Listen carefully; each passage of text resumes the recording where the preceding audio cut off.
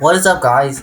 This is the final video of this playlist, and today we're going to be talking about the individual medley. So, the individual medley, a lot of people dread this because they're going to be like, "Oh, I have to swim my weakest stroke." But the thing is, I kind of enjoy this swimming. Enjoy IM. At least IM sets. I'm not the best IMer, and that's because IM, like basically, you get to swim all four strokes, which is kind of cool. Unlike other events where you're just swimming one stroke the whole way, and that can get kind of boring, especially when you're doing distance free. You're constantly changing, and you're always thinking about what's next. There are two IM events, as you know, the 200 and 400 IM. Recently, I realized that the 200 IM has become really popular, even though many people who swim are not necessarily good IMers. Partly because the 200 IM, because the 400 IM is usually seen as a really dreadful race, but the 200 IM, again, let's talk a little about it. So, as you know, it's probably a little more sprint like because it is a 200. And many people just kind of focus on the first 150 because that last 50 of freestyle is just kind of an all out, give it what you got in their minds.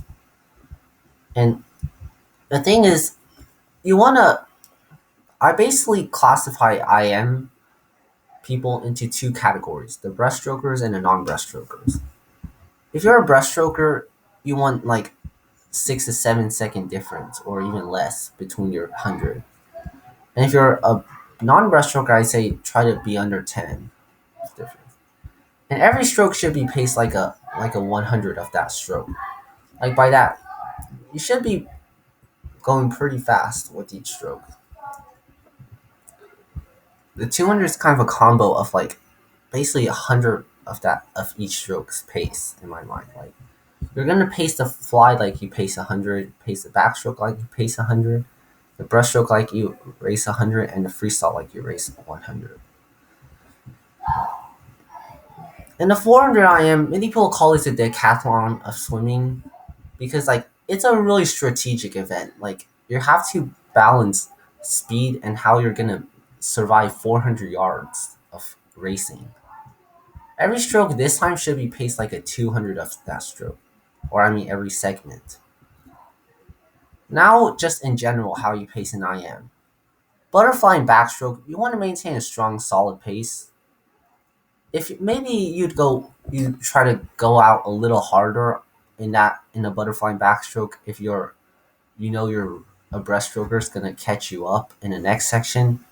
But like here, you don't want to kill yourself because the breaststroke is gonna need good technique and you still want to have some speed on a freestyle, especially if you're a good freestyler. Now on breaststroke, you want to build it and maintain solid technique.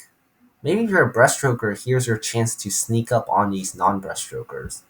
But either way, you want to maintain solid technique. Try to always kick through. By that I mean don't do partial kicks and try to make your strokes still snappy even if you're tired. Like try to do that, and that.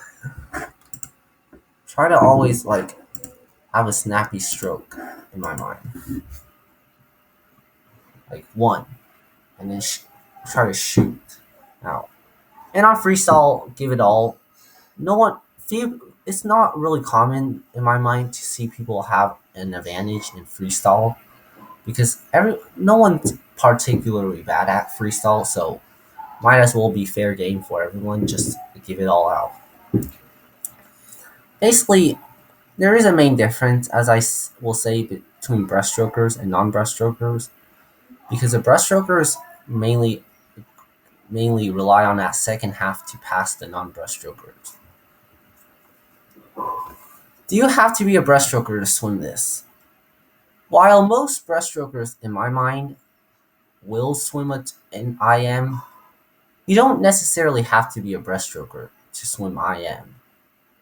And that is largely because, one, the fastest 4IMer is Michael Phelps, who's not a breaststroker. But again, you can always work on your weak stroke. And while breaststroke to many is like you're either good at it or it's like your worst stroke. You're either good at it or you're not good at it.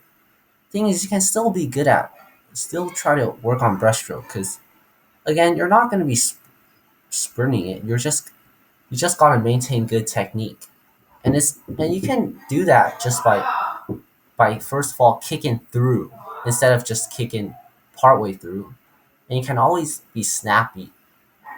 Always work on your glide. If you're a breaststroker, like you probably do want to still be pretty solid on that first half, so that you can catch people on the second half. You obviously don't want to kill yourself on that first half because if you do, you're not going to be able to get to people on the breaststroke. So that's it for this whole playlist. I hope you enjoyed this and got some new experience going watching this. Next up, I might be talking about the swim season. Thanks for watching. See you next time.